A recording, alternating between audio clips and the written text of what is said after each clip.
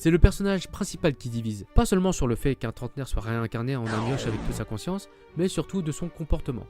Le gars est un pervers de son plus jeune âge.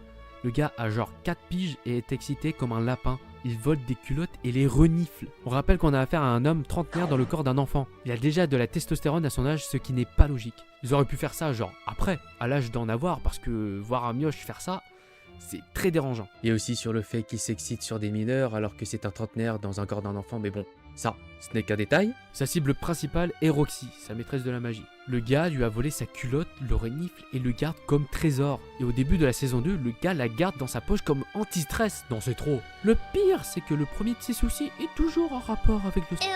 Eris qui est parti sans rien dire après avoir... Lui l'a traumatisé, puis Sylphie qui le guérit de son trauma en... Et Roxy qui lui remonte le moral après la mort de son père en... Non mais ça y est, le... Ça guérit, c'est vraiment le seul gros défaut de l'œuvre. Mais ce qui se passe en dehors de l'œuvre n'aide pas à la réputation qu'elle devrait avoir.